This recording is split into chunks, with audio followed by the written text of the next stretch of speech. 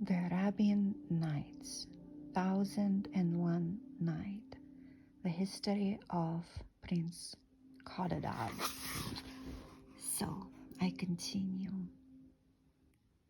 The princess that he saved his 49 brothers in the previous episode, the brothers who tried to get him in trouble. The princess received the cordial embraces of the deliverer with little embarrassment, for the disaster into which they had fallen had caused them almost entirely to forget the original intent or the plot to get him in trouble.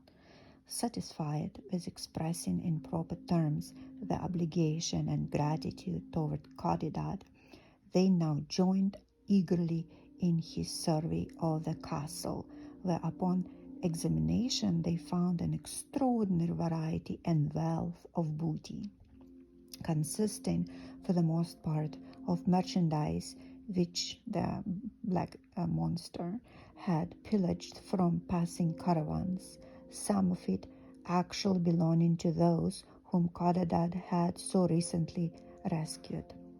The prince accordingly ordered the merchants each to take what he recognized as his own. Let's hope they took only their property.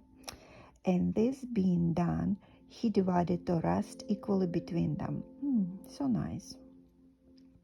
The question then arose how they should remove the plunder from the place so desolately situated, away from any road, where it would seem impossible to procure means of conveyance. I'm wondering how he got it there.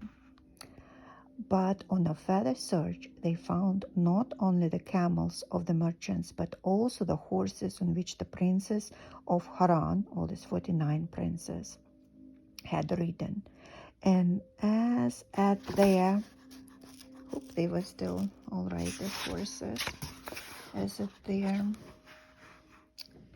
approach, the black slaves who were in charge of the stables fell into headlong flight. Codadad and his companions found themselves left in undisputed possession. The merchants therefore loaded the camels and, with renewed protestations of gratitude, departed on the several roads by which their avocations called them. When they were gone, Codadad next here was to inquire of the lady, this beautiful damsel in distress he saw on the balcony. That's how he got into this castle. So he inquired about this lady, in what direction she wished to travel, promising that he and the princess, the 49 brothers, would conduct her in safety to any place she might name. The lady replied, thanking him for his generous offer. But wherever I go, said she, I cannot be to my own country, for not only is it too far distant, and she was from Cairo, Egypt, remember, but cruel misfortune had separated me from it forever. And since you have put me under so great an obligation, let me now confess the truth, which before I thought it prudent not to say. My dignity of rank is far higher than that to which I recently laid claim.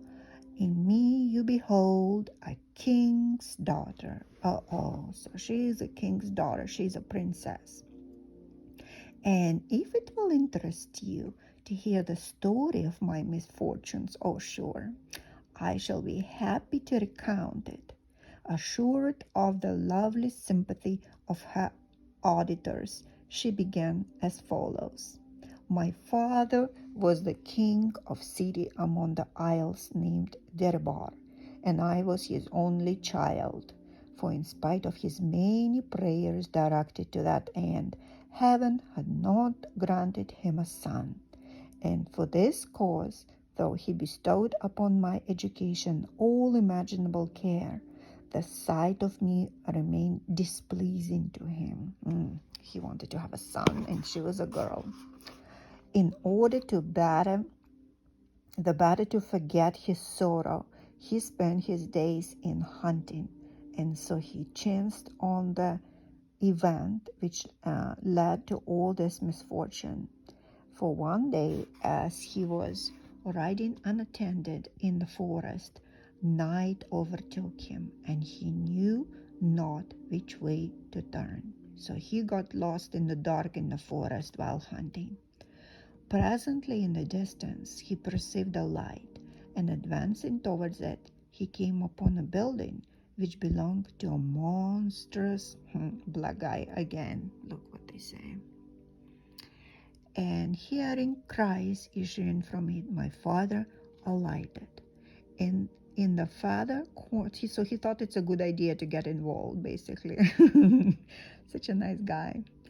In the farther corner of the enormous kitchen, before the fire of which an entire ox was roasting, lay a beautiful woman with hands bound and a face betokening the deepest affliction.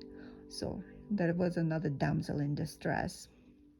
While at her feet a young child between 2 and 3 years of age stretched up its arms and wailed without ceasing, probably her baby.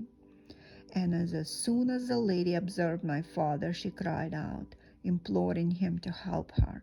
And my father was filled with compassion and curiosity as to how she came to be in so sad a plight. And so he was just curious about this, right?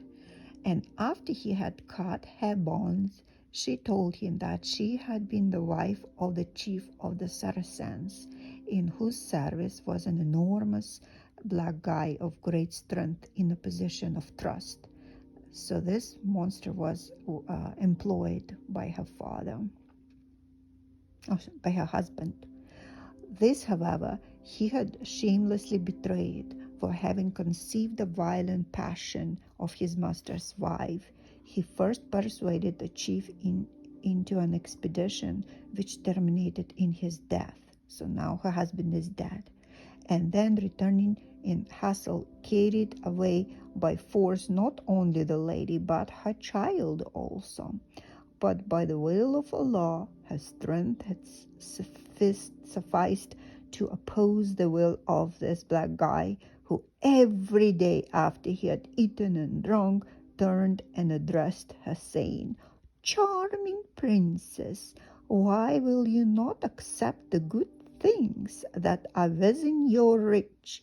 Only yield to me the love that I demand, and you will find in me the gentlest and most considerate of lords." Oh wow, such a nice guy.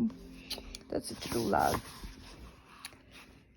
But she declined him. Upon that every day, and she declined him every day again and again. However, and he kept her bound on the floor in the kitchen.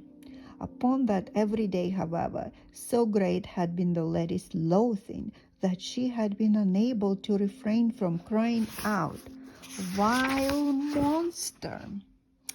Every time I look at you does increase my hatred toward you. Unchangeable as the foulness of your appearance is the disgust with which you inspire me." So she thought that's a good thing to say.